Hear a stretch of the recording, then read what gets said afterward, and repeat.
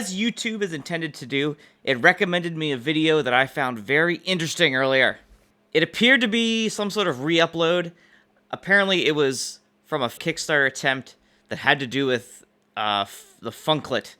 If you watch my other videos, I talk about it all the time. I think it's a fantastic resource. Made by none other than Jack Stratton himself. It was on this JH YouTube channel. I'm assuming that something to do with Jack Stratton, because all it is random Wolfpack things and stuff. I don't know. This video called Street Beats Volume 2. I have to find Volume 1, I guess. But anyway, basically it's Jack and a camera guy wandering around the neighborhood, finding things that he can hit with a stick to get a good sample to recreate one of the Funklet beats. Building a beat by Bernard Purdy, calls it Hot Sweat, a reference to Clyde Stubblefield's Cold Sweat with James Brown. Very, very happening.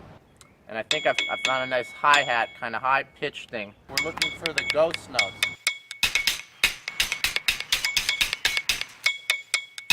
We found it. We found the James Brown crack. Found a nice Thuddy kick. Funklet arrangement sounds like this.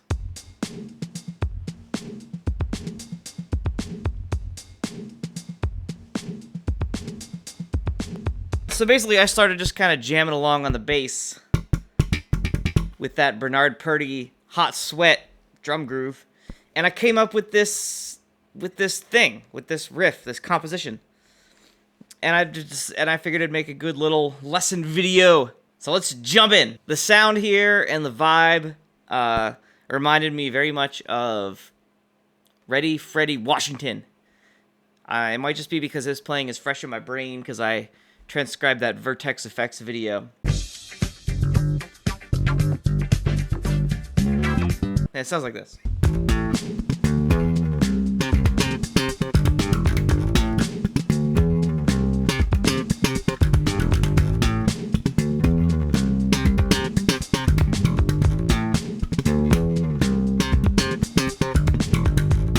To really lean into that Freddie Washington vibe, I've got my bass in passive mode fully on the old P-bass pickup here. If I do it with my normal tone, sound more like this.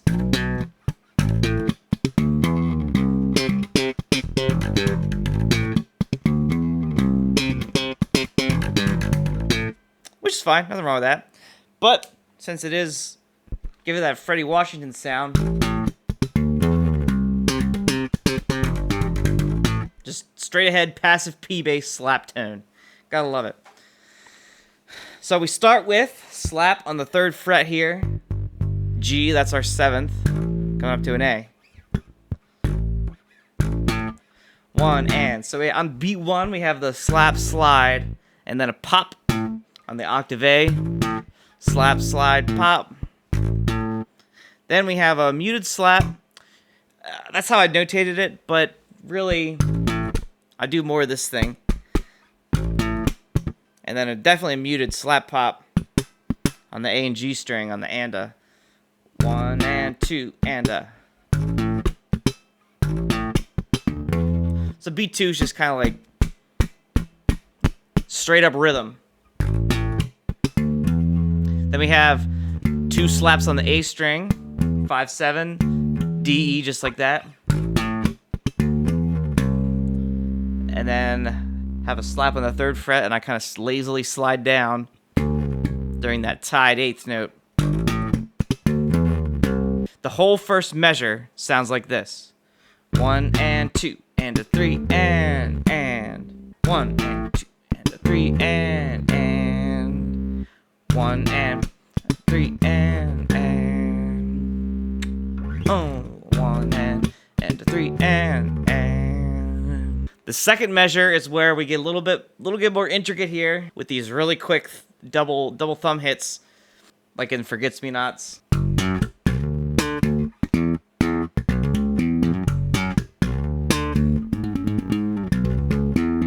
For the second measure, where the very, very first 16th note is tied over from the last note in the previous measure, we're still holding this 3, but we go pop, slap, slap, slap, pop, slap, slap, pop on D octaves there. D, D, D, D.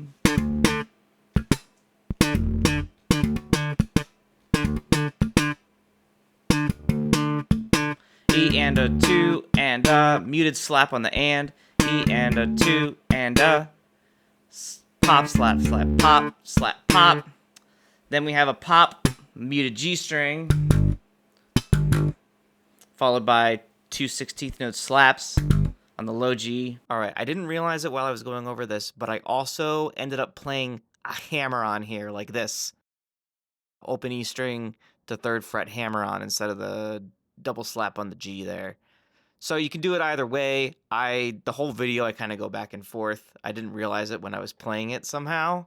I guess I was just too focused on filming and everything, but yeah, you can do whatever you want. If you want to get a little Marcus Miller sound in there, you could pop the open G. Anyway, 4, E, and so beat 4 is this pop, and then we have a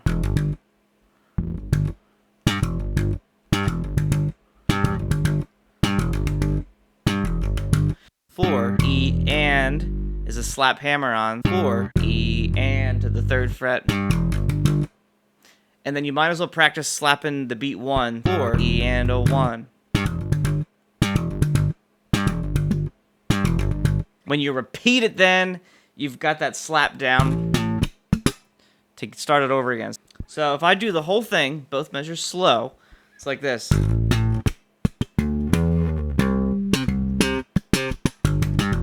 1 and 2 and a 3 and E and a 2 and a E and a 3 and a 1. 3 and E and a 2 and a E and a 4 E and a 1 and 3 and E and a 2 and a E and a 3.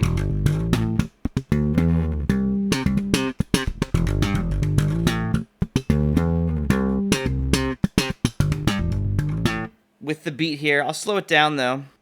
Here's 100. And 1 and 3 and.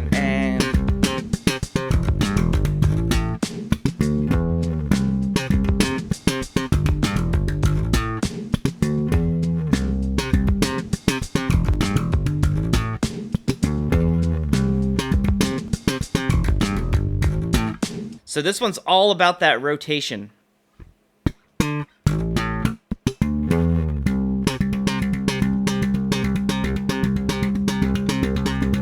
Having lots of control over your rotatey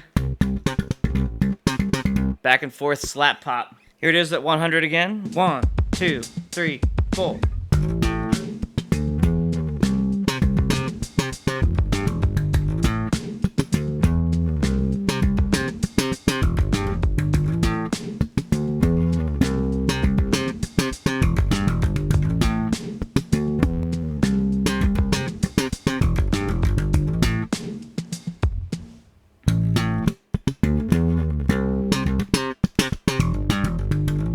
Let's bump it up a little bit.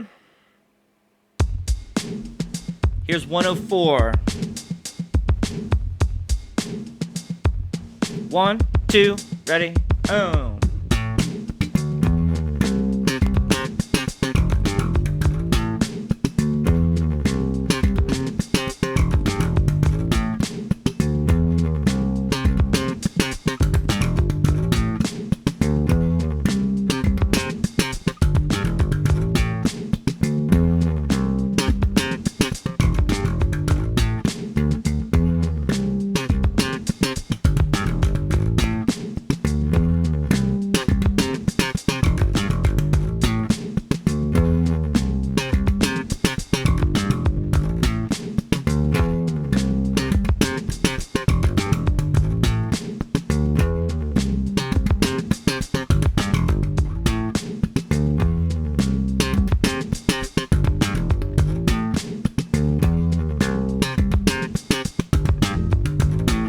Perfect that technique, get the rotate going, you'll be in good shape. Here we go, one more time at 104.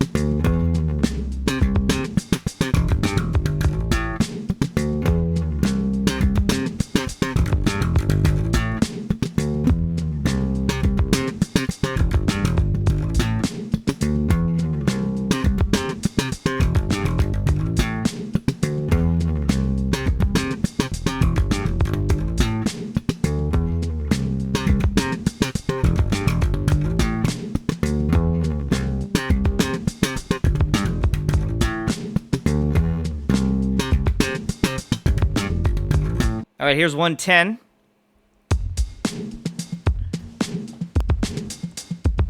Don't. Ready?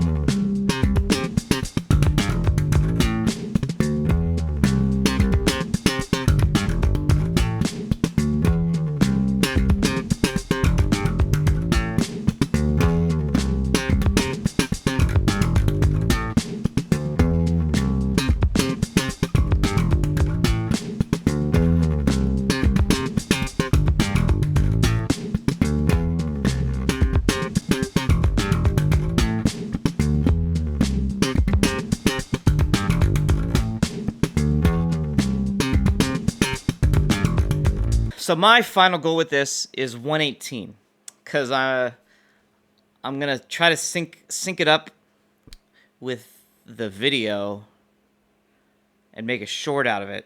But the video is 124, which is really fast for this. So I have the video enabled and slowed down to 118. It's a good happy medium where the samples still sound okay. Because at 114, it just didn't sound good, slowed down that much. Anyway, so our goal is 118. And when the short comes out, you can jam along with it. So here we go, 118. Let's hear it. You know what? Let's add a stepping stone. 114 first. That's the original tempo of the built-in beat.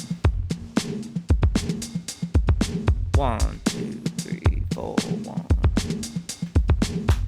Here we go. 1, 2, 3, 4.